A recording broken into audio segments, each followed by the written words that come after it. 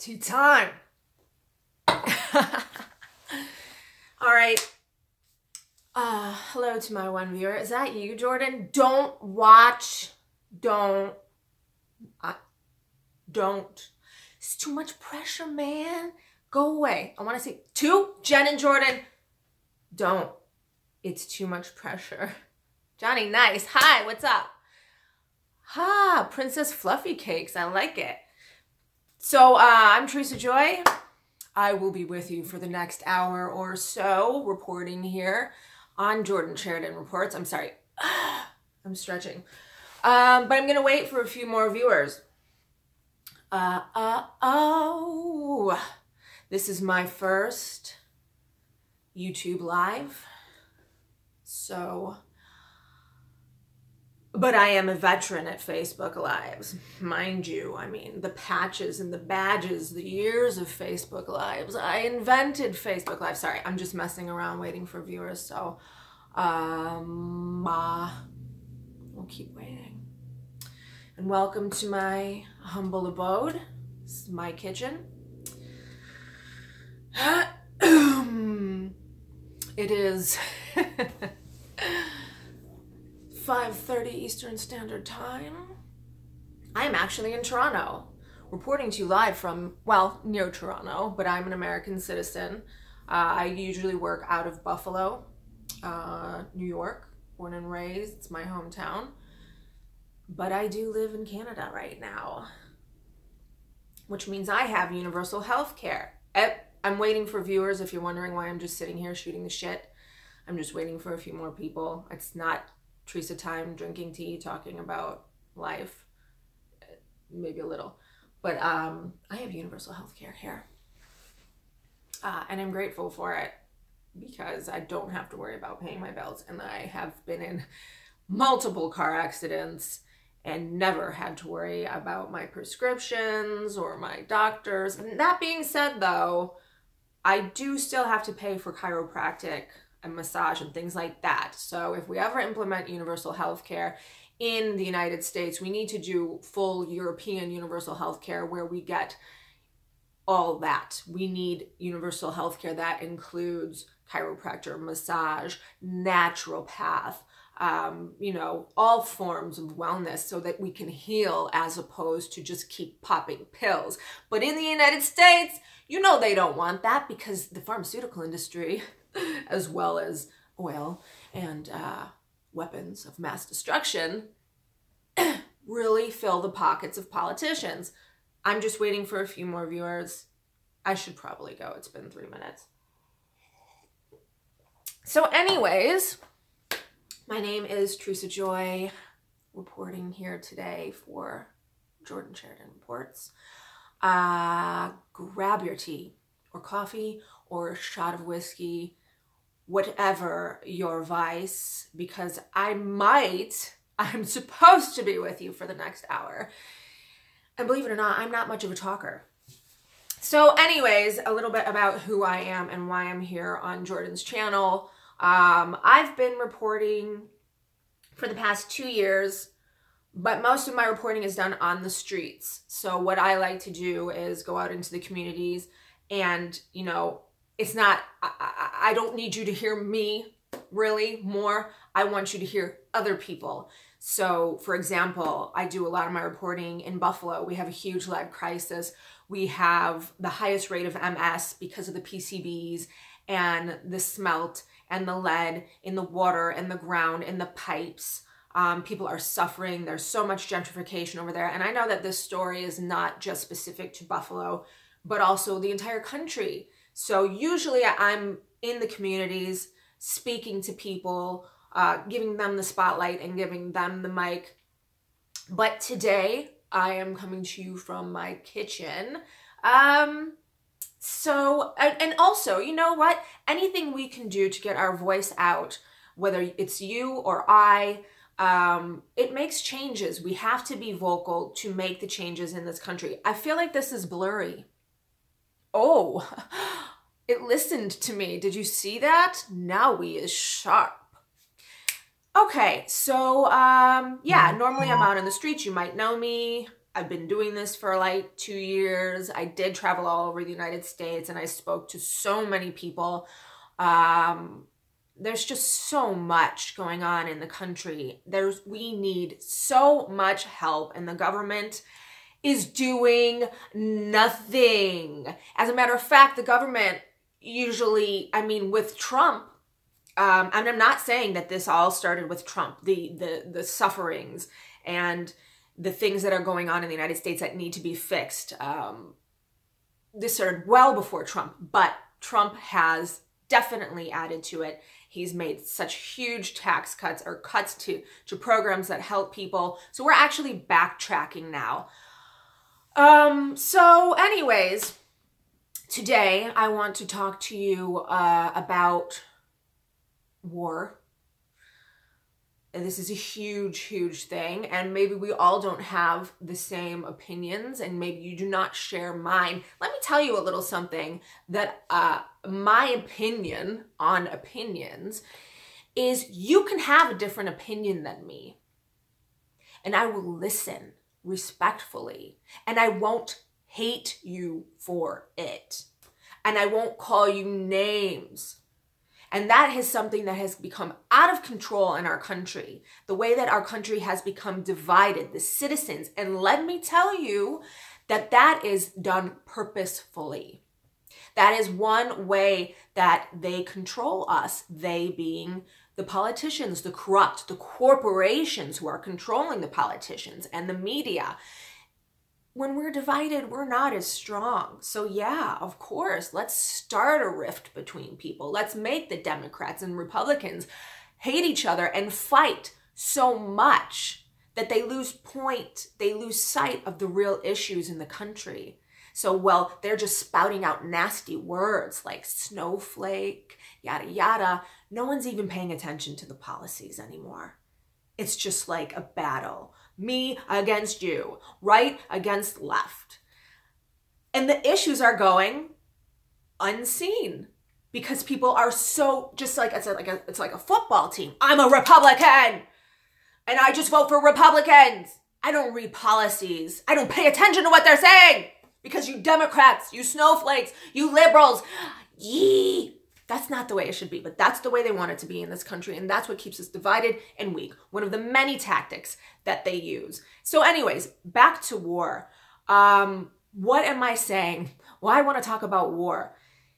I want to talk about war. I want to talk about the deception, the lies, the corruption, the propaganda. I mean, and this is the same, it goes along the same lines of how they turn citizens against each other with propaganda. It's like if they put it out into the media, it saturates people's minds and people can no longer think freely for themselves. They're not thinking for themselves because corporate media and the politicians are all paid by the billion-dollar corporations to do their bidding. And war plays a huge role in this for many reasons. War, it generates billions of dollars for the rich, for the corporations. So what's going on in Syria? As you know, last week, the United States bombed Syria. Again. Because Assad, he launched a chemical attack on his people. Oh my God. Well, if you're a good moral person, you have to stand behind our country when they go in and bomb that horrible Assad for killing those people. Fruit flies.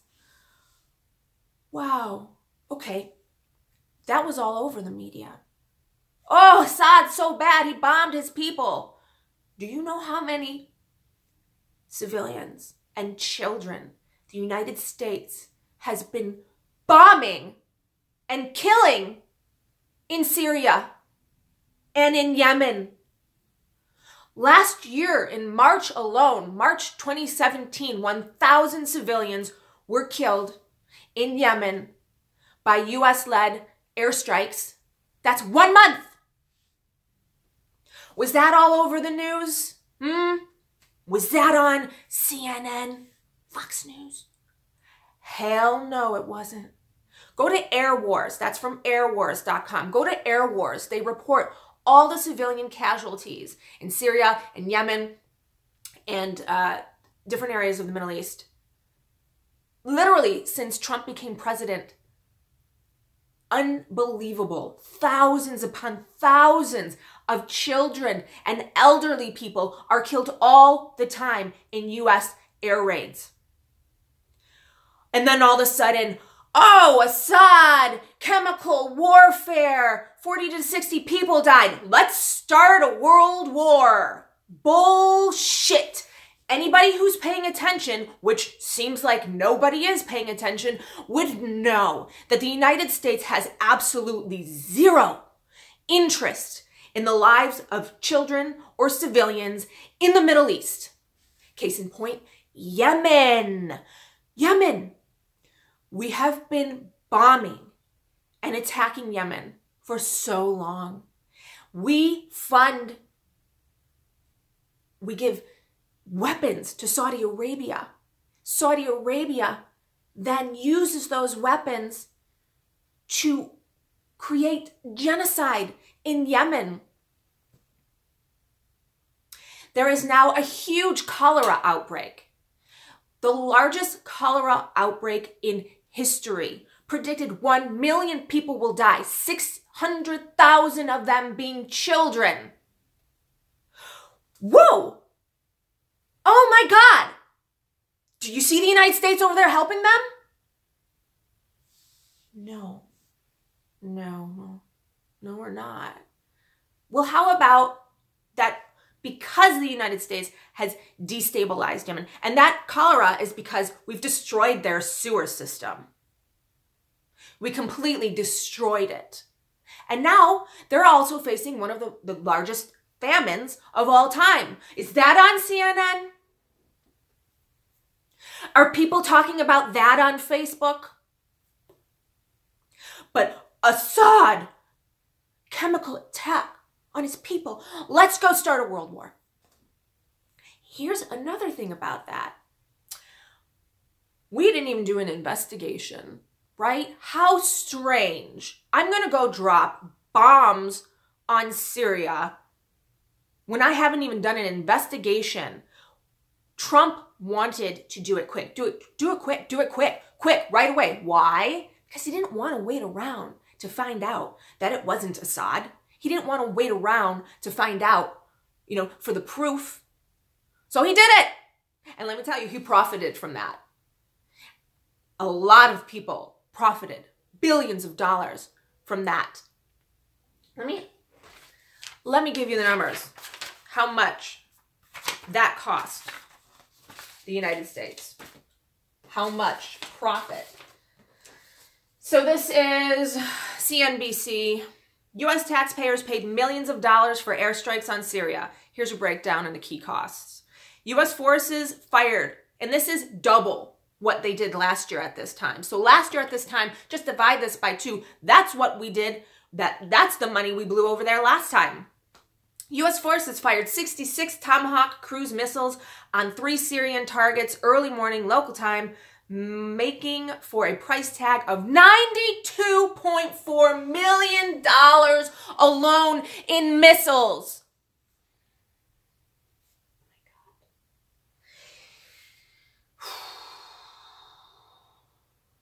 There are people in Flint, Michigan who don't have water still after 4 years. 4 years. What was the number on that?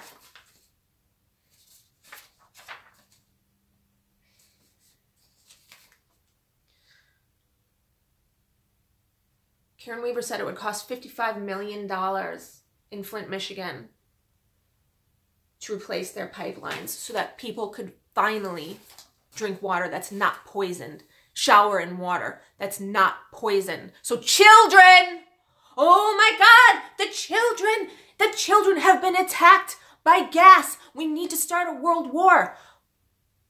What did I just say? 55,000?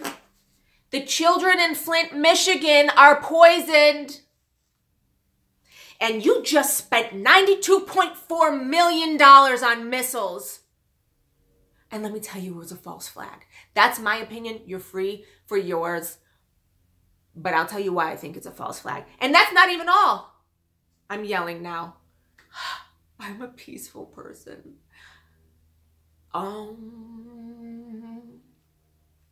The U.S. fired 19 of a different kind of missile on Syria for a cost of $26.6 million. The final bill isn't clear. So there's $92.4 million. There's $26.6 million. Listen to this. With an estimated cost, this is the Raytheon Tomahawk. One Raytheon Tomahawk missile cost $1.4 million. And Trump is cutting funding for after-school programs. Has cut. After-school programs for children. Summer school programs for children. If you have food stamps to save money, Trump no longer wants to give you fresh fruit and meat. You're only going to be able to have canned food and dry food. Double whammy, because then you're going to end up with cancer. And then we can get all the money from you from the pharmaceuticals.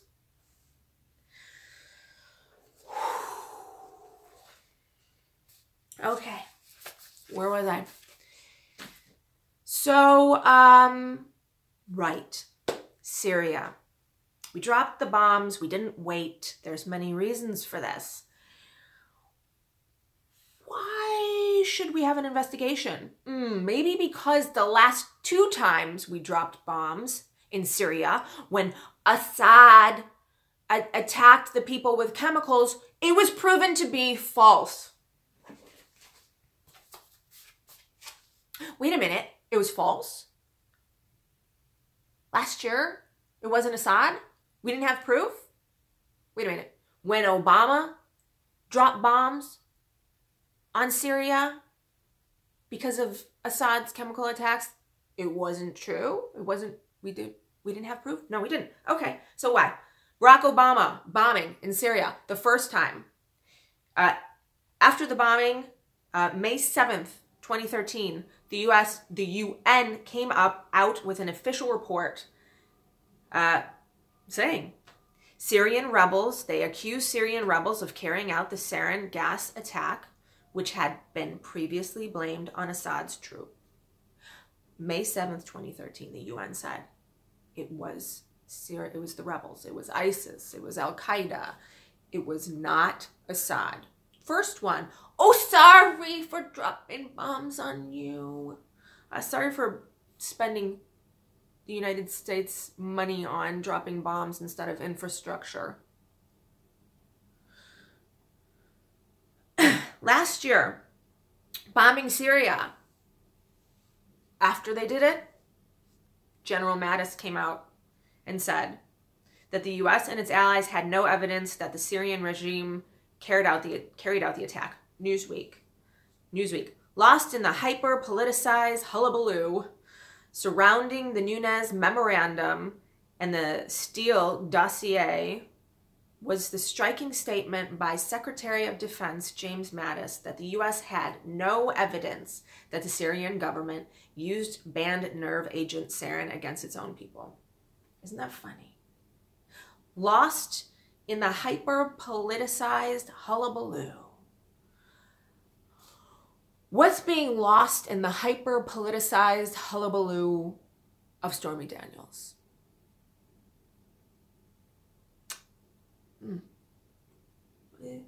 The same thing. You know what happened too after this, after Trump dropped the bombs the first time? Trump said his ratings went up. He calls them his ratings.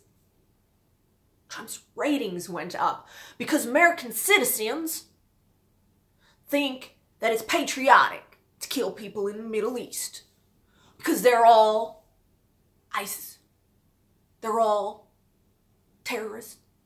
Kill them all. Kill them all. What did Trump say? when he was on one of his campaign speeches, said, and I don't have it here, but he said something like, I would drop bombs on them, kill them all, and take their oil. Kill them and kill their families. And he did say, and take their oil. And we'll talk about oil, because oil has a huge, huge role to play in this. Wow. Oil has a huge role to play in everything shitty, doesn't it? I wonder why the U.S. doesn't want to move to renewable energy, because oil makes everyone so much money. We can go to war for oil. War so we can get paid for the arms race, and we can get money from oil. It's wonderful. Well, I just love the politicians in the United States. War is patriotic. We have to protect ourselves. We have to protect ourselves from those terrorists, because they kill people. And it's our moral duty as Americans. Sorry, I'm not making fun of people from the South. I actually love this accent. I'm going to keep going. It's our moral duty as Americans, when Assad gasses his people, to destroy him. It's our moral duty. It's all lies. The sooner the American public can start thinking for themselves and stop listening to corporate media and the politicians, we might be able, I mean, just think about it. How many people are dying? I'll tell you. So last year and the year before, Syria was never proven to be Assad. As a matter of fact, it really was proven to be ISIS, Al-Qaeda. But this goes back. Let's just talk about the Iraq war for 1 minute. And let's talk about the propaganda and the Americans getting full force behind war.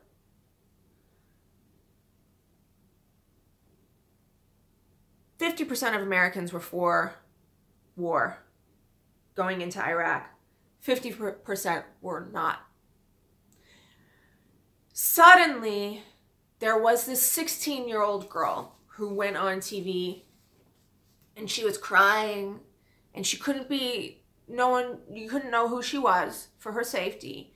But she said that there was, she was in a hospital, and there were babies in an incubator, and 16 babies, I think it was 16, had been taken out of the incubator by the soldiers and left on the ground, the cold ground, to die. And this was all over the news. And that 50% of people who didn't want war suddenly wanted war. And we went to war. And later, and this wasn't on the news. This, what I'm about to say, was not on the news. They found out that this girl was lying. So this girl turned out to be a young Kuwaiti girl. She turned out to be the daughter of a Kuwaiti ambassador.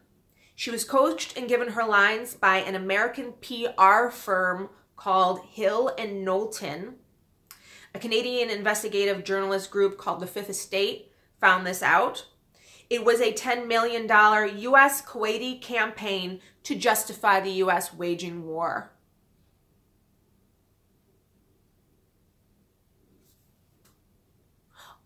Oh my God. So the United States spent $10 million of taxpayers' dollars to start a campaign to get the American people to be behind them going to war. The United States set up a lie, an exorbitant lie. Bush went on TV and said the babies were taken out of the incubators and put on the ground. And that was a lie, and they proved it, but it was never on the news. Don't you think that would be a huge headline, or should have been a huge headline? But it wasn't. Do you know how dangerous corporate media is? What is it? With great power comes great responsibility. How many people listen to these channels? And I don't care if it's right or left. I'm a liberal, whatever.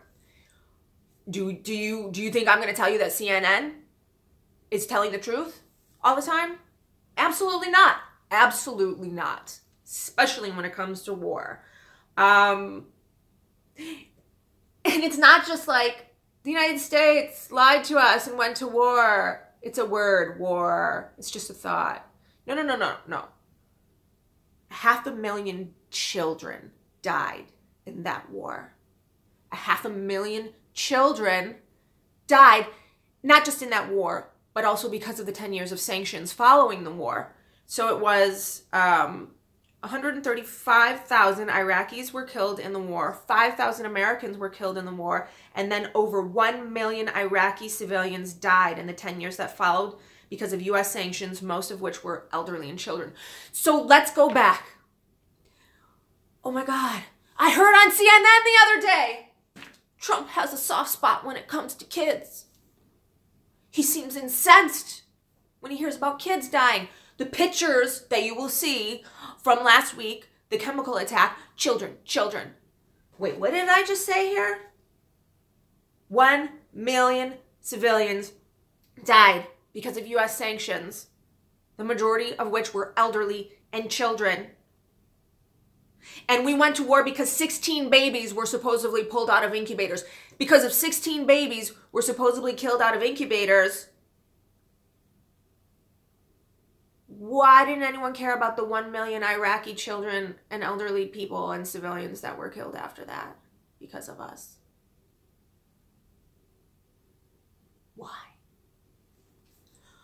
Why? I mean, have people lost their minds completely? Lost their senses?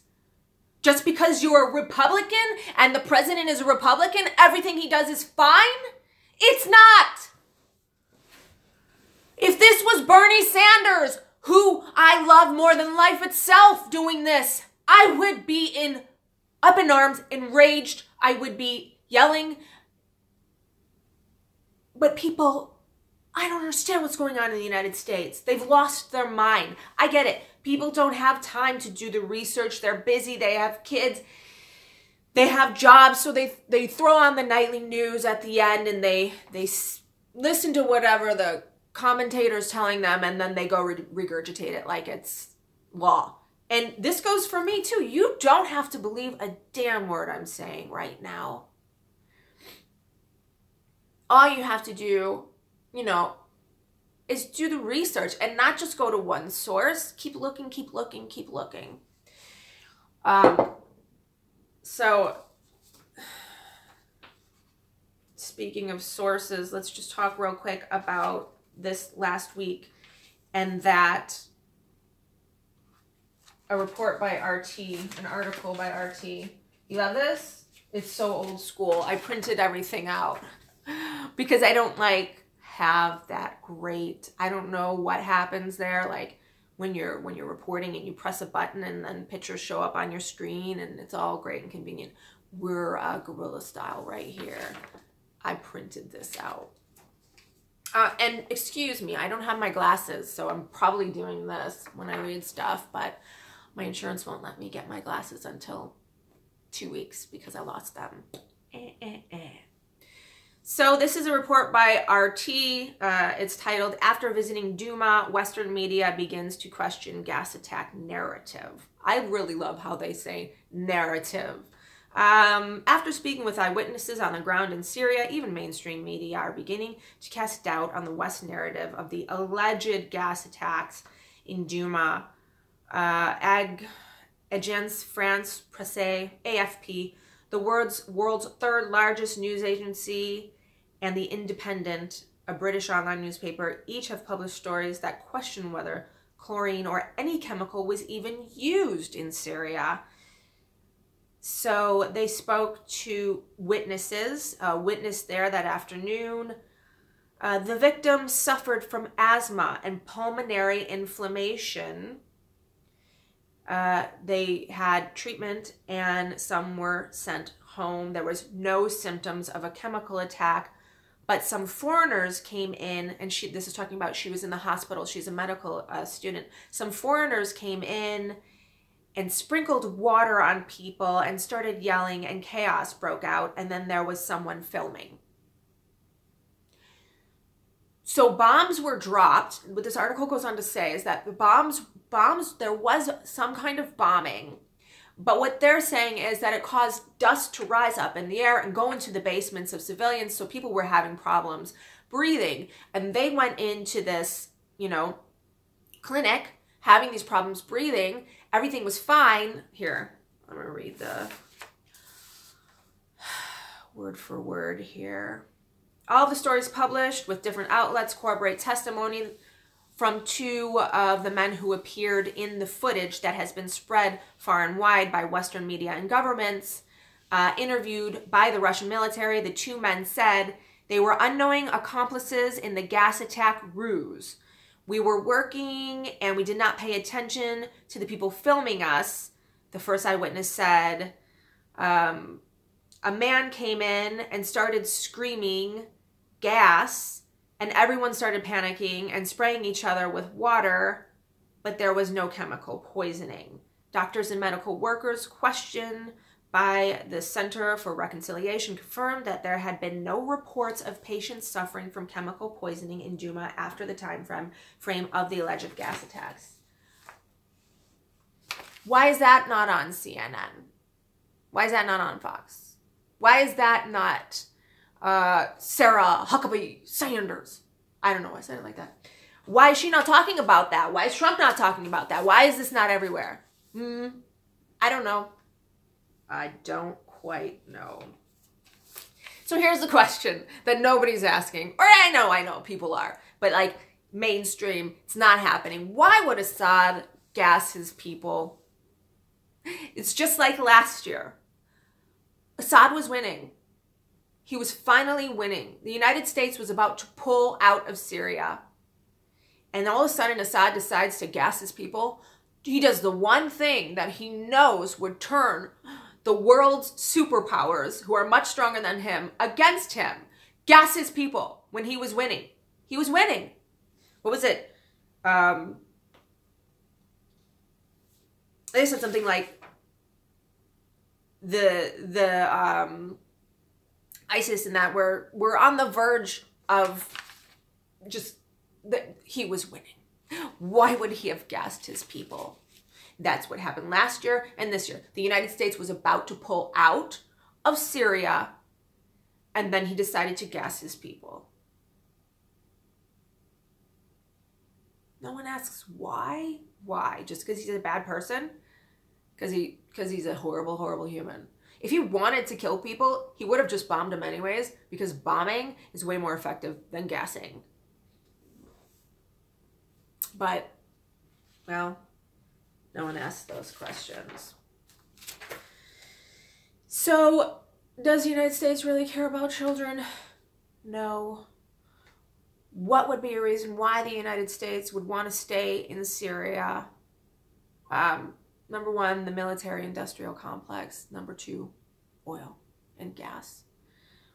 What's going on is that Saudi Arabia wants to build a pipeline to Europe so that they can supply gas, natural gas, to Europe. But that pipeline has to go through Syria. Right now, the main supplier of gas to Europe is Russia. Okay, well, let's put 2 and 2 together. So Russia is on Syria's side, trying to protect Syria. But it's not because they care about Syria. It's because they don't want this pipeline going through. Because they're the ones who provide the gas to Europe. Saudi Arabia wants this pipeline to go through. The United States wants the pipeline to go through because of the petrodollar.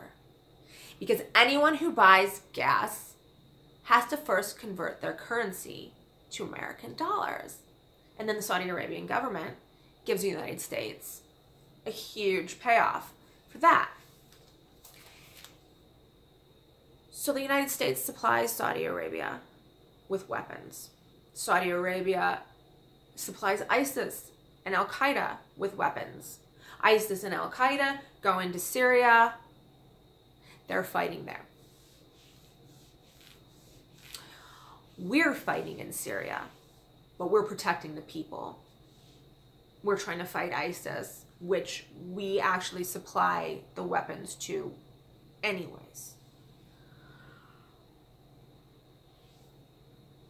So, yeah, that makes sense. It's all about money. It's always about oil. And not just that, the arms race. So look at the numbers. What was you heard the cost of the bombs, okay? Like, insane amount of money. What was the deal that Trump did with Saudi Arabia? Okay, so again, the missiles that the United States launched, 92.4 million, 26.6 million. That was one attack. That money's all going back to the United States. I can't remember. What was it? The arms deal that the United States did with Saudi Arabia was one of the largest of all time. Oh, here it is. On May 20th, 2017, U.S. President Donald Trump, I can't believe I said that. Start again. On May 20th, 2017, Trump signed a $350 billion arms deal with the Kingdom of Saudi Arabia. The arms deal was the largest in American history. So, yeah, we're definitely behind Saudi Arabia. We're definitely profiting from this war. We would profit from them running this pipeline through Syria, so it's a win-win. We're not there to protect the citizens of Syria. There's nothing altruistic about why we're there. Let's talk about the weapons. Raytheon contributed in 2018 almost $2 million to campaigns, to politicians. Raytheon contributed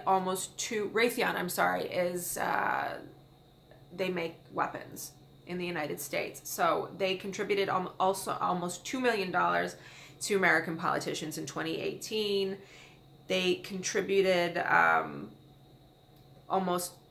just over $3 million to politicians in 2016, and huge amounts of those contributions went to Trump. They spend over $10 million in lobbying in 2016. Raytheon has their hands in this. So it just goes back to the whole big picture is that the corporations are controlling the politicians. The corporations are controlling everything that happens in our country and this world. I mean, that's really scary when we're talking about war. You heard those numbers from the Iraq war. Almost 1 million, over 1 million civilians were killed because of the cholera outbreak. They're predicting 1 million civilians in Yemen will be killed. So Raytheon, who wants to push these weapons of weapons of destruction, it's not a little thing. It's humanity. It's humanity. It's not small. It's just pure evil. Oh, and Trump has stocks in Raytheon. So, there you go. And it just goes back, again, to corporate media. Why are they pushing all these lies?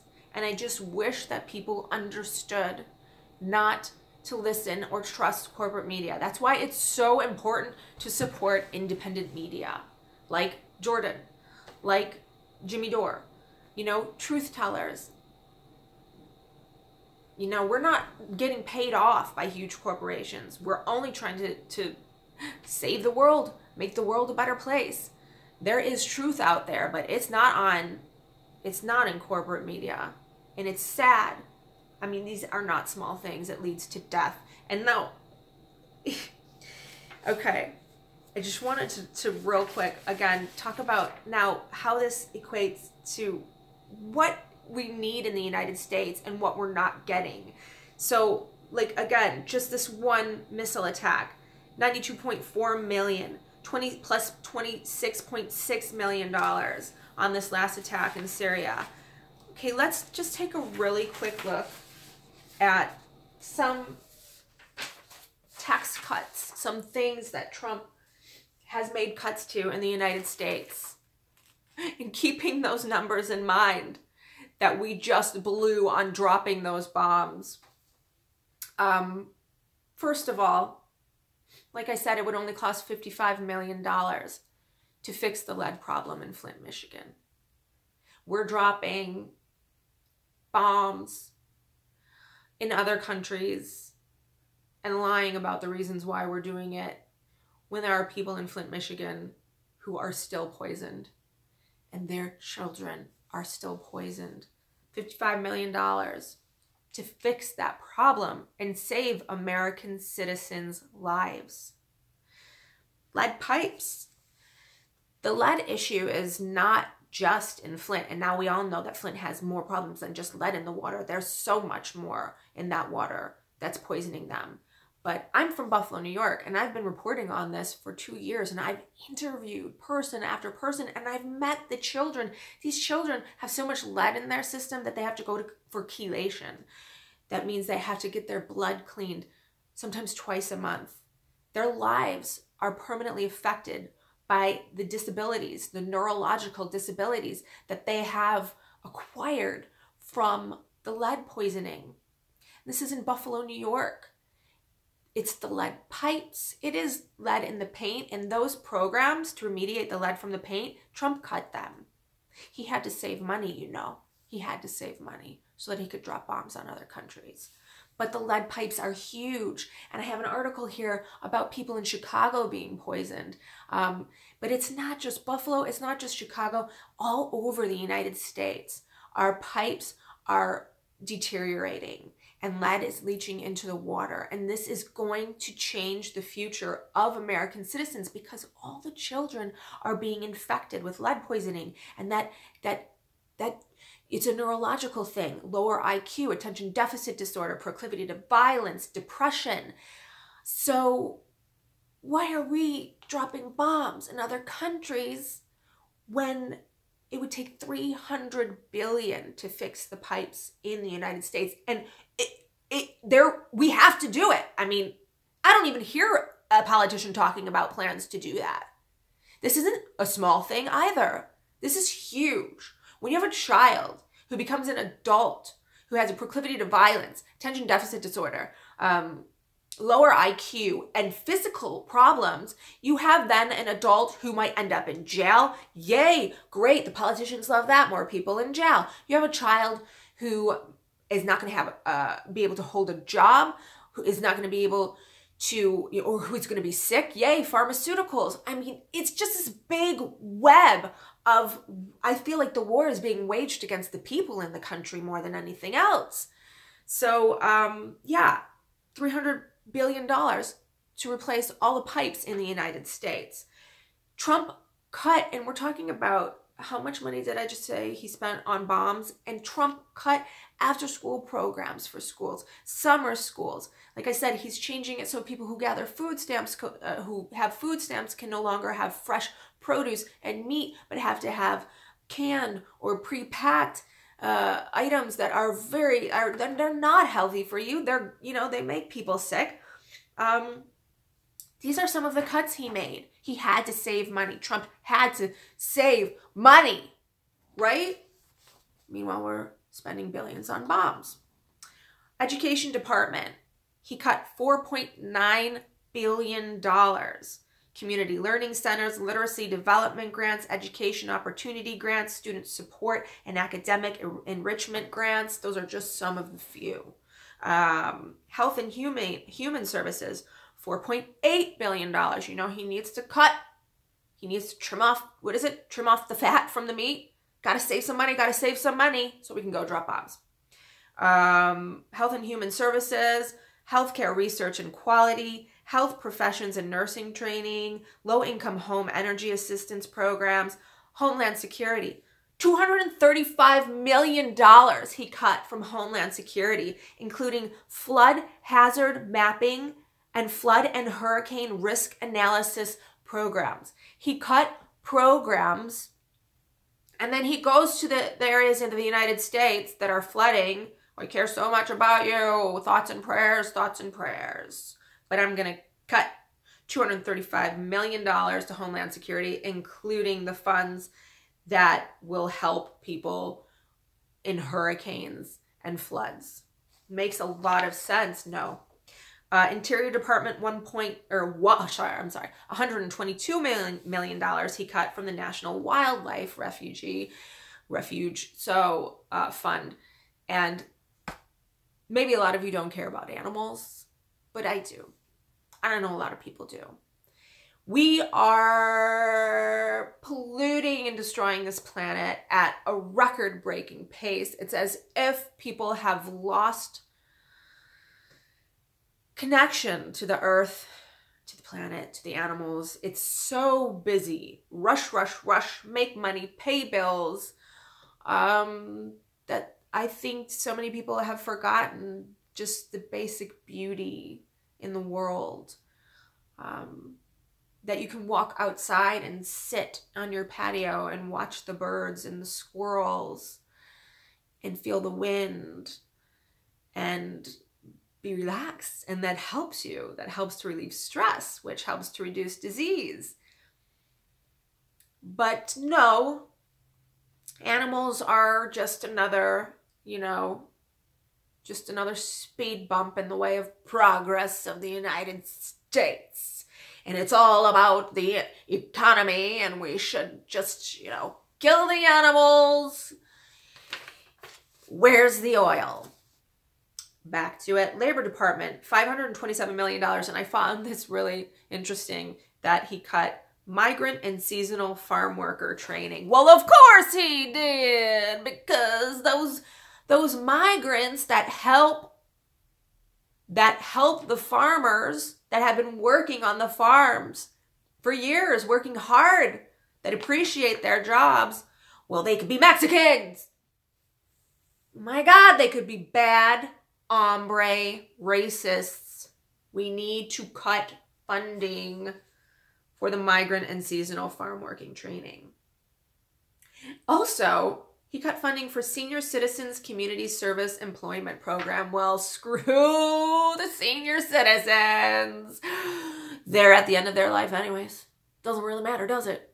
Really? This stuff isn't on the news. Can you imagine if this was on the news? Corporate media news? Why not? Why wasn't there a full program on all these the cuts that he made? Hello, people on food stamps. You can no longer get fresh fruit and meat. No, that's not on the news. State Department, U.S. Aid and Treasury Department, $1.5 million, $1.5 billion.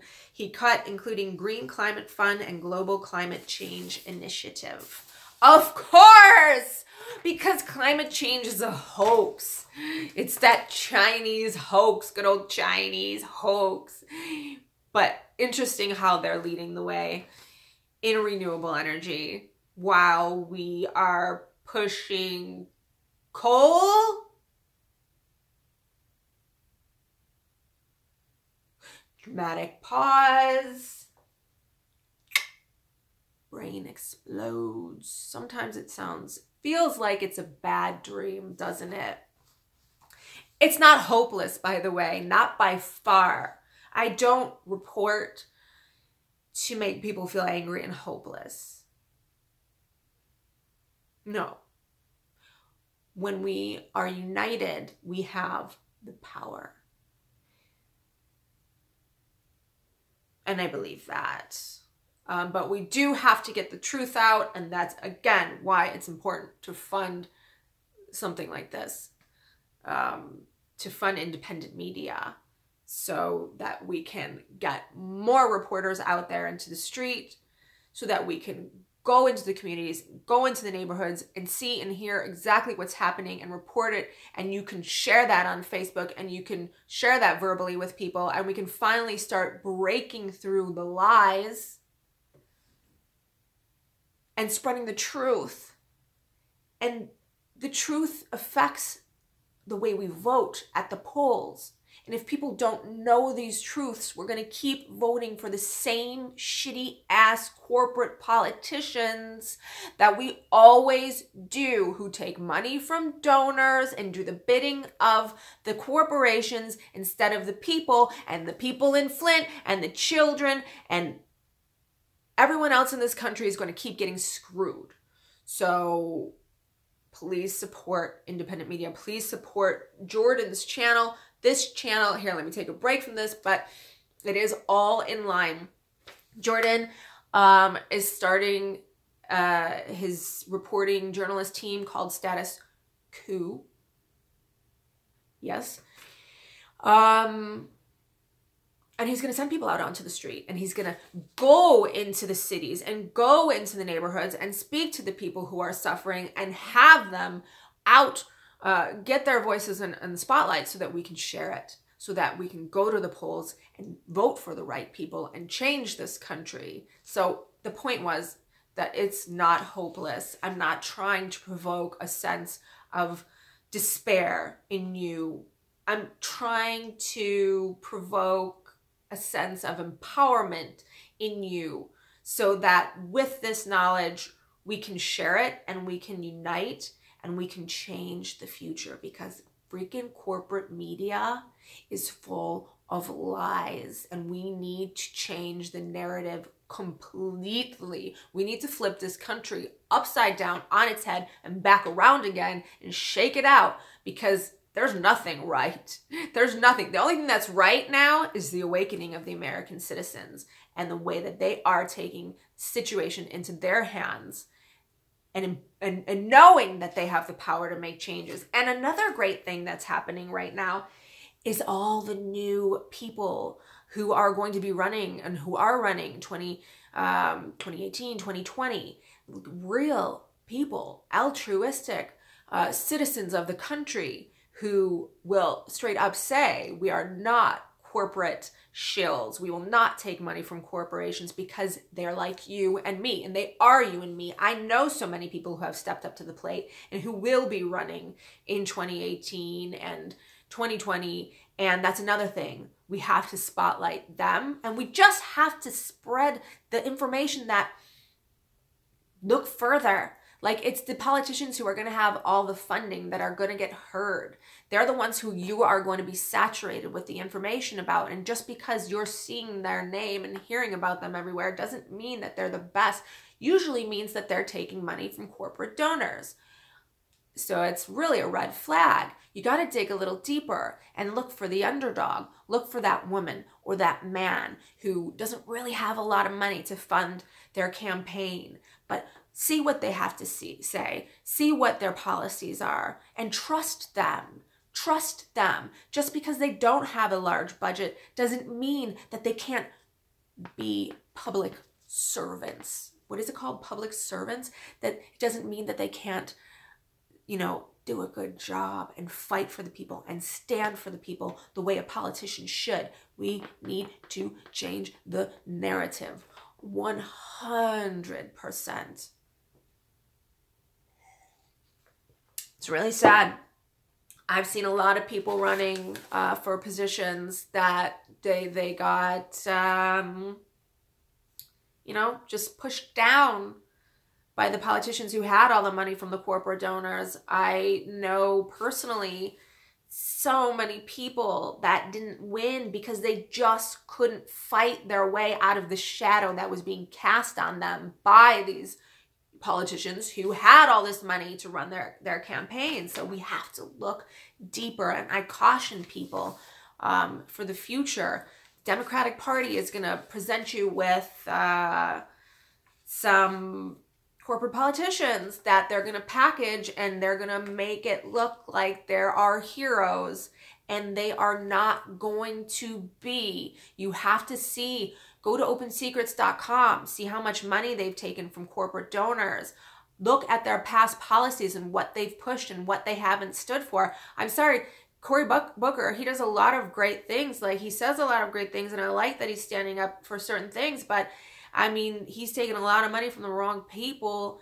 And even just like with the vote, when Bernie was trying to pass getting our pharmaceuticals from Canada at half the cost of the United States, you know, Cory Booker was against it. Like, there's red flags there. You don't have to sell yourself short on politicians and just say politicians are all snakes and this is a lesser of two evils. Look into the guys that you don't hear about. Look at who's running. Go to their website. Give new people a chance. So yeah, I should turn on the light. I can't see a thing.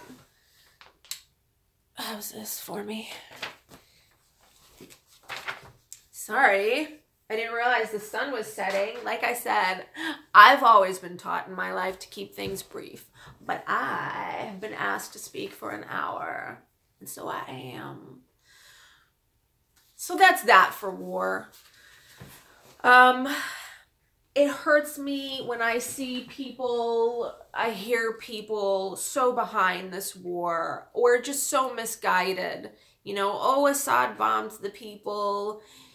He's a horrible person. We have to bomb him. Well, it's lies. I mean, I'm sure Assad he's not a great person. Of course, that's not what I'm saying. But just like everything else, we have to dig a little bit deeper before we believe what the politicians and corporate media tells us. Let's see. How long have I been on? Have I reached? I have to talk about two other topics. See? But that's my passion right there. I've wanted to talk about this Syria thing for quite a while. So here's just a few little blurbs. I don't know, what do you call them? Recent news. This is crazy. This is so crazy. You can't make this stuff up. This was on CNBC. Goldman Sachs asks in biotech research report, is curing patients a sustainable business model? I'm not lying.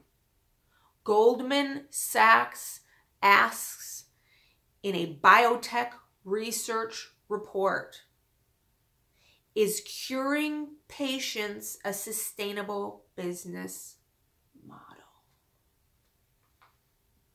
Of course it's not. And there you go. Because sick people are a business. Just like war, sick people are a business. Maybe that's why they're not fixing the pipelines in the country. We profit from people who are sick.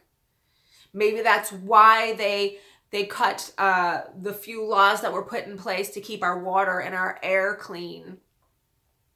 Because sick people make money. So Goldman Sachs analysts attempted to address a touchy subject. It's not a touchy subject.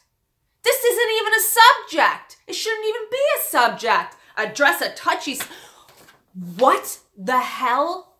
Really? If you have a cure for a patient, is that even a question whether you should cure the patient or not? I guess it is. I guess it's a touchy subject. Back at touchy subject for biotech companies, especially those involved in pioneering gene therapy treatment. Cures could be bad for business in the long run. I feel like is curing patients a sustainable business model? Analysts asked in an April 10th report entitled "The Genome Revolution."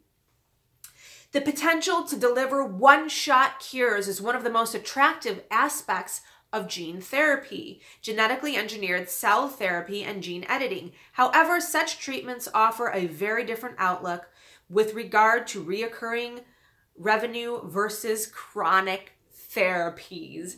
They don't want us to get better. They don't. And take this from someone who was taking oxycodone for a year, over a year, me. Why? Why couldn't they heal me? Why were they making painkillers my only option? Because healing me wouldn't make money. Because a healed person, like they just said, reoccurring revenue versus chronic therapies. So just real quick, I broke my back. I was in a car accident. I was in pain. And I'm going to the doctor. And my doctor, when my insurance needed a note from my doctor for the chiropractor, my insurance, so I have to pay for that here. I paid for insurance so that I could go to a chiropractor. I paid for my insurance. So when my insurance asked my doctor to give them a letter saying that I should go to a chiropractor, my doctor said no, that a chiropractor would not help me. And I had been in chronic pain at this point for a year and a half. I stopped working. I owned my own business, and I'm an actress. I had to shut my business down because I couldn't do what I had to do because of my back, my broken back. I had no more income. My life was falling apart. Let me tell you, when you're in severe pain, you're not the same person either. Everything I knew ended and changed. And I don't even know how my family members, my husband and my daughter, I tried to be good and nice and not let my pain interfere with our relationships, but it's not easy. So when I went to my doctor after all this time of suffering, and I told him time and time again, I did not want to take pharmaceuticals. I did not want to take pharmaceuticals. And he was always pushing them. And then it came. I need to go to a chiropractor. I need to see a massage therapist. Please sign this. Tell my insurance company. He said no. And I left the doctor's office that day with Percocet, gabapentin, a muscle relaxer. I call it a poo pill for opioid constipation. There was one more, I swear. I don't know. Okay? I left the doctor's office that day with literally, I had to get a bag. No, I didn't leave the doctor's office. It was a prescription. But when I went to the pharmacy, I had a bag full of pharmaceuticals, including Percocet, which is oxycodone. But I didn't have the letter from my chiropractor. Why? Because sick people, chronically sick people, make money. And there's no money to be made when you heal. So that's what they're saying here. Goldman Sachs is saying, whoa, whoa, whoa, genome therapy. You want to heal people in one shot? No. People who are chronically ill make way more money, way more profit from chronically ill people. You are not going to do that. So,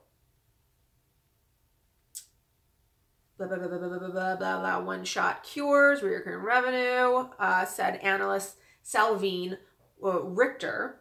While this proposition carries tremendous value for patients and society, it could represent a challenge for genome medicine developers looking for sustainable cash flow. Richter cited Gilab Sciences treatment for hepatitis C. Listen to this, which achieved cure rates of more than 90%.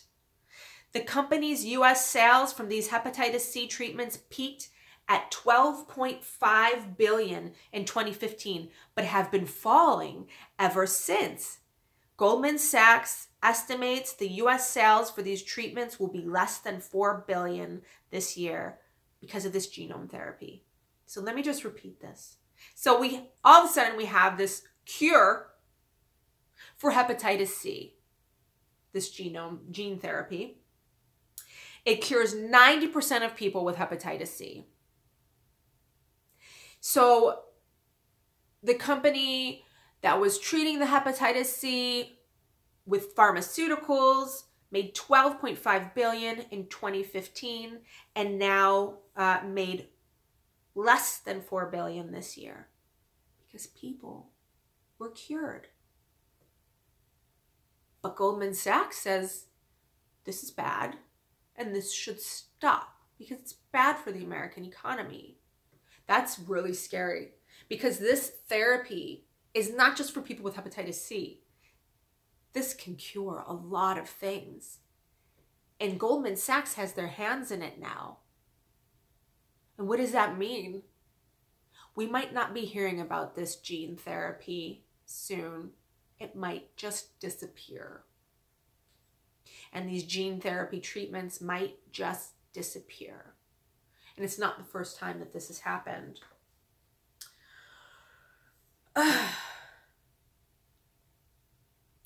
Genetically engineered cell therapy is a case in point, or Guild is a case in point, where the success of its hepatitis C franchise has gradually exhausted the available pool of treatments for patients. In the case of infectious diseases, such as hepatitis C, curing existing patients also decreases the number of carriers able to transmit the virus to new patients. Thus, the incident pool also declines. Where an incident pool remains stable, e.g., in cancer, the potential for a cure poses less risk to the sustainability of a franchise. So not only was it curing people, it was preventing the spread of it. This is a wonderful thing. And Goldman Sachs says we need to stop this. This is bad for the economy. And the sad part is Goldman Sachs runs this country. Goldman Sachs contributed to political campaigns in 2018. So far, Goldman Sachs has contributed $2 million plus to political campaigns.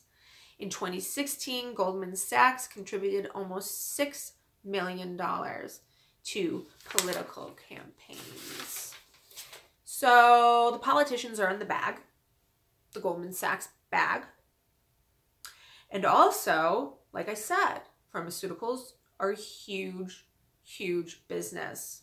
The United States alone holds over 45% of the global pharmaceutical market. In 2016, this share was valued around $446 billion.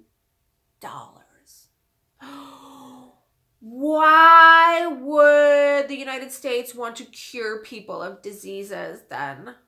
What would happen? $446 billion. I'm really scared that this gene therapy is going to disappear. I'm really scared in general that there are cures for diseases that people suffer from. And we're never going to see them because the politicians and the corporations who control the politicians don't want us to be well. And the sad part is, so many of these diseases are caused by the things that these politicians allow, these corporations push, the air pollution, the water pollution, the chemicals in our food. And then again, Trump's making sure that low-income families don't have access to fresh foods. We don't have access to health care. Was it 100 million people in this country still don't have access to health care? Yet we're dropping billion-dollar bombs on Syria. In 2016, 6 out of the top 10 pharmaceutical companies, were from the United States. And they were based on pure pharmaceutical revenue. That's from Statista.com. That's scary. I mean, like I said, I report, in Buffalo. And one friend in particular that I know, she has lupus. Her daughter has lead poisoning. Oh my God, there's this one fruit fly. My cousin just died of cancer. Thyroid cancer. My other cousin has MS. 3 other members of that family have had cancer. My aunt died of cancer. This is all in Buffalo. I was diagnosed with lupus. That's one town. That's one city. We have the highest rate of MS. One of the top rates of MS in the entire world. We're known for lupus. There's even a book written about it, the lupus epidemic in Buffalo. Nothing's being done. This is not new. This has been going on for over a decade. We know very well that the soil is polluted. The EPA has gone in there. They've tested the soil. They've shown reports that the soil is full of arsenic and lead and smelt and coke. Nothing's being done. We're dropping billion-dollar bombs in Syria, but nothing's being done to save these people. And now you have this gene therapy that is actually healing people, like in their genes, like a cellular level, like one-shot therapy that is healing people. This could heal people of like so many diseases. But Goldman Sachs says that's not good for the economy. Like, if we don't change this country at its roots, it's going to continue to get worse. But how much time do we really have anyways? The ticking clock of global warming and climate change. But again, it's not that we're supposed to despair or be sad. It's that we're supposed to fight. And we don't fight with guns. We fight with knowledge, and we fight at the polls. You have to make sure you're voting for politicians who are not bought off. Please pay attention to who you're voting for in the future. And again, we have the power through independent media, to speak about the truth and to share the truth. And thank God we still have social media so that you can, share the truth on your Facebook timeline, on Twitter, so that we can get the word out there. It's us against them. It's the people against the politicians, the corporations, and the media, corporate media. It's independent media and the people and the good politicians who are coming up, who are not going to have a lot of money for their campaigns.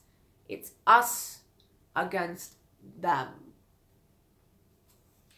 But like I said earlier, there's so much fighting between Republicans and Democrats, where they're so busy calling each other names that they're not even paying attention to policies. Nothing's going to change. But I have faith. I have faith. But we have to be persistent and fight hard. And I know what it's like to have an opinion and get shit on for it. And I know what it's like to have fights with friends and family members who don't have the same opinion as you. It's really heated right now, but that can't stop you. It can't, because people are dying and people are suffering. And like I said, we have to rebuild this country from the bottom up. So, again, that being said, is a good time to segue into please support Jordan's channel.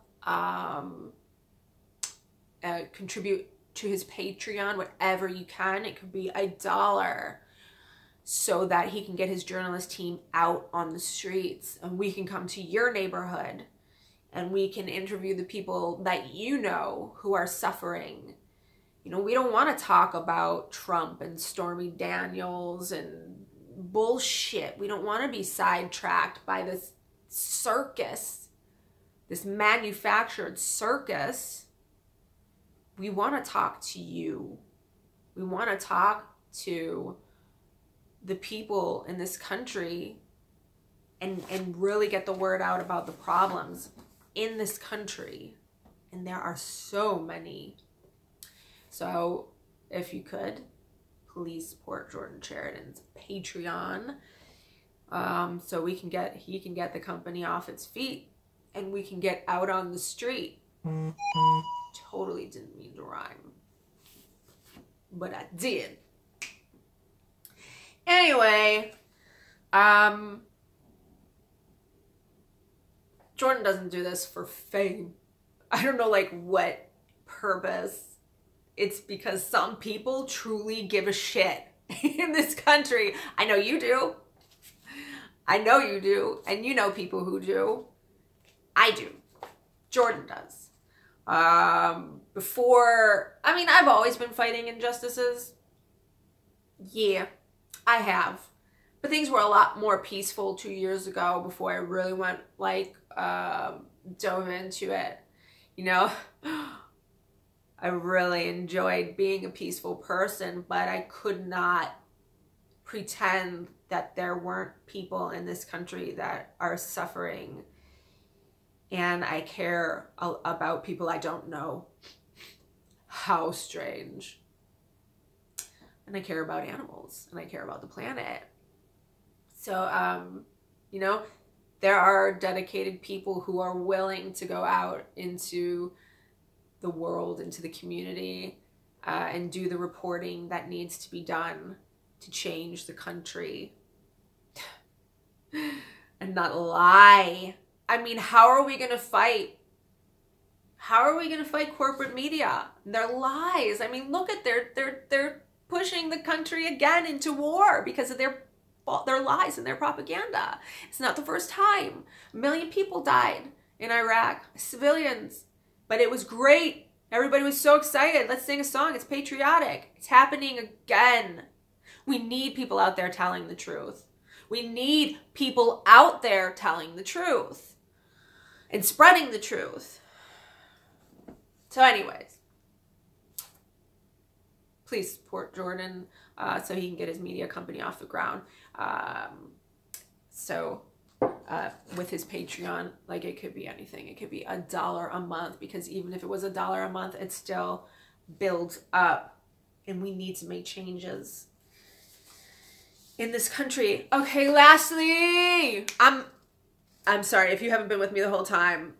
I was asked to speak for an hour, and I'm not a speaker, right? Like I said, I've been reporting for 2 years. My thing is I go out on the street, I interview people. I like to let people talk. So for me to talk for an hour seemed challenging, but I'm at 1 hour and 18 minutes. So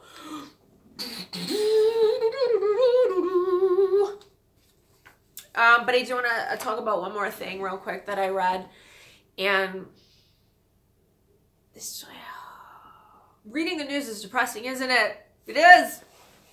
But I gotta say, we have to stay positive because we have to help people. These people need help. So, Standing Rock and Cheyenne River Nations not allowed involvement in court-ordered review of DAPL. Wow, what a surprise. Tribe members protesting the for-profit Bakken oil pipeline, Bismarck, North Dakota. A judge has rejected the request by 2 American Indian nations to be more involved in a court-ordered environmental review of the Dakota Access Oil Pipeline. U.S. District Judge James Boasberg last June ordered the Army Corps of Engineers to further review the pipeline's impact on tribal interests, though he allowed oil to begin to flow. In December, he ordered Texas-based developer Energy Transfer Partners to produce an oil spill response plan. How about we don't build any more pipelines? How about that? How about we don't spend our time worrying about what did I just say? Anyway, how about we don't spend our time trying to, oh yes, an oil spill response plan. And how about we stop building the pipelines that keep breaking and polluting our water and our land? How about it? Oil, oil, oil. How about we put our time and money into renewable energy? How about it? No. Oil, oil, oil. That's... In December, he ordered, the two nations have said they were being left out of the process, and they asked the judge to order that they be given more involvement. Corps and the company attorneys accused the nations of being difficult to work with. The judge wrote in an order dated Monday that the parties engage in a lengthy dispute over who is refusing to talk to who. Bottom line is, Standing Rock and Cheyenne River nations are not allowed involvement in court-ordered review of DAPL. It's their land, it's their people, it's their lives, it's their health. But why involve them in a review? Now, this is something that really brings a sense of despair. We saw what happened in Standing Rock. There are no words. There are no words. Because it's disgusting and it's corrupt and it's wrong and it's un-American, but it's totally American because it's everything that America has done to Native Americans since the beginning of this country. And they continue to do it, and they do it to anyone who stands in their way. And the smaller of a voice the person has, the more they will squash them and target them. How are we supposed to make changes in this country when the people, the institutions that are supposed to be protecting the citizens of the country are the ones who are hurting the citizens of the country? The cops go into Standing Rock and they shoot peaceful protesters unarmed with rubber bullets. The cops! They're supposed to be protecting people. Protecting people. The court says that they cannot be allowed involvement in a court-ordered review of DAPL. The court is supposed to be helping people. These are public servants, judges, politicians, police. But they don't serve the public, do they? They don't serve the public at all. They serve the corporations. That's who they serve. So it seems there's very despairing to watch this continual fight, that all these fights, and to know that the police and the judges, they're not on our side. There's no way to win with them. Because everyone is in the pocket of oil. Everyone is in the pocket of big corporations. And I was discussing this with a friend. I was discussing this article with a friend, and she was saying, there's no way. There's no way we can win. There's no way we can win this. And she's right in a sense where, yes, the judges are not there to help her. They're not there to help the people of Standing Rock. The police are not there to help the people of Standing Rock. They're not. But we can win.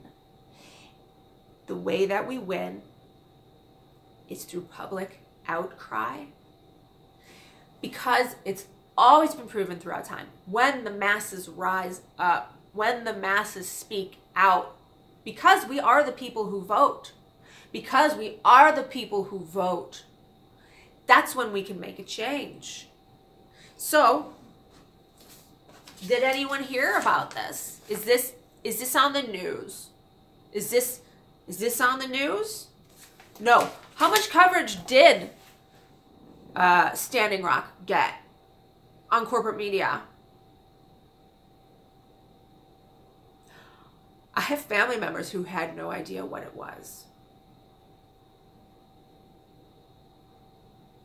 I mean, our own citizens in this country being shot at.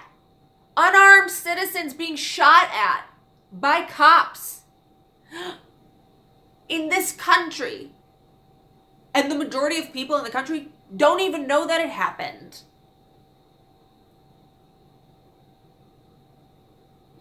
So how do we win? How do we beat them? By this. This is it.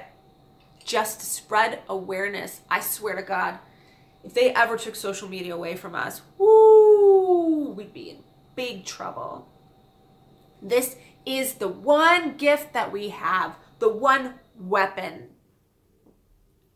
Social media, awareness, sharing, and then taking action. And that action can even be as small as just calling your senator.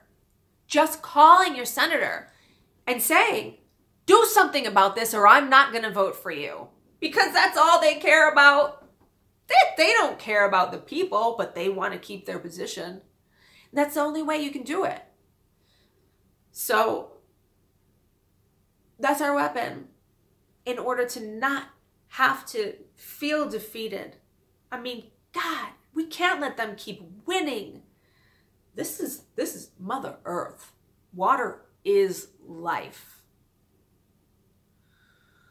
People are sick. You know what's happening in Grand Staircase Escalante and Bears Ears?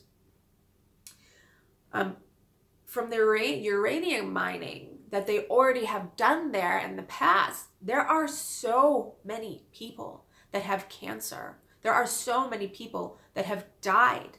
There are so many reservations that don't have clean drinking water. That's not in the news. That's not in the news. We have to put it in the news. Our news. And share it. This is the only way we can win. It's just huge. Everything's huge. I honestly believe, and like I said before, you don't have to believe a freaking word I say. And guess what? If you have a different opinion from me, I don't hate you. You're super entitled to your opinion. And I listen and I learn. I listen to other people's opinions and I always learn whether I agree with them or not. A large part of also what's wrong with this country is we don't take the time to hear each other. We're always on the defense, just trying to defend ourselves and our beliefs. And then we're always fighting. So if we could just listen to each other and show a little respect, maybe people would stop being so defensive, would stop fighting. Maybe we could work together to fix things. Oh, that's so utopian. Oh my God. Look at face. It's a ridiculous idea. That seems like a ridiculous idea, right? But it's not. It's really common sense. Anywho. Yeah, okay, like, let me just clear the air real quick. I'm about to sign off. I've never spoken for an hour and a half in my entire life. Never. Like I said, I like other people to talk. But Okay, so we have war. We have lies about Syria. We have the corporate media who uses their powers to mislead the American public. We have the American public who are turning on each other. I cannot tell you how many death threats I got when I did a piece on gun control. Oof, that doesn't feel good. We have people in this country who need help, and we're dropping bombs in Syria and spending billions of dollars over there when we should be working on our infrastructure and our education, where we have Trump doing these cuts to after school programs and programs that are put in place to help senior citizens and hurricane relief programs. We have all these pipelines that are being put in and destroying not only, destroying sacred land and threatening, again, people's lives, from bursting and spilling, and the production of oil itself is so bad for the environment. We have global warming. I was supposed to be talking about positive things right now. My point is, it seems so dark and it seems like there is no hope, but I know for a fact that there is, and the hope is you, and the hope is me. And we really have to, boots on the ground. We can't sit and just complain. We have to take action. And that's in the form of spreading this, spreading your opinion, finding articles that are contradictory to the lies that corporate media tells you, spreading those. Though you may get a lot of hate from friends and family members, take one for the team being humanity and Mother Earth. We have this. We have Jordan and the team that he's creating. We have other people in independent media, Jimmy Dore, who are out there spreading the truth, and we can share that with each other, and we can make the phone calls to the crappy ass politicians and tell them that we're not going to vote for them if they don't do what we want. We have to be proactive. We have to be proactive. And I know you guys are. So I believe if we keep being proactive. And lastly, of course, we have to elect the right people. We can't believe what they throw at us in these upcoming elections. The pretty packages that they're going to put together are going to be very enticing. But find out. Hi, puppy. It's my dog. Find out, are these corporate shills? Are these politicians that they're packaging and putting out for us? They know how to influence us. We can see it everywhere. Are they real people who are going to help the people of this country, or are they corporate shills who are taking money from corporations, and then, the policies that they're going to pass are based on what the corporations want, not the people? Okay. Well, thanks for joining me. Again, signing off, I just wanted to say, and I probably said it like 4 times already, but Jordan's trying to get his company off the ground, status quo, so that reporters can get out of their kitchen and start getting out on the streets. So it's your voice that's heard, not ours, so that, his reporters can come to your town and address the problems there. Address the problems there. What's that guy's name? The little guy with the white hair? I totally forgot his name now. That's a good thing. Now I'm getting goofy. We're going on 1 hour and 33 minutes. I should just sign off because I'm about to get goofy. But wow, I swear to God, this administration, the Trump administration, it is like Saturday Night Live's dream come true. It is like these characters. But bear in mind, they're not characters. They're very evil, horrible people that are causing big problems in the country and in the world. So, amen. I'm done. Signing off. Nice to meet you all. And support Jordan's Patreon. Whether it's a $1 a month, whatever. When he gets to a certain point, he's going to be able to then get, you know, he's going to be able to get a camera crew and a journalist and put that person out onto the streets. And the more journalists he has out onto the streets, the more news, real news, we can get out to the world to change it. So, happy Thursday, and I will talk to you soon. I don't know how to stop this. Is it this? Bye. Oh, keep fighting. Yes, stop streaming.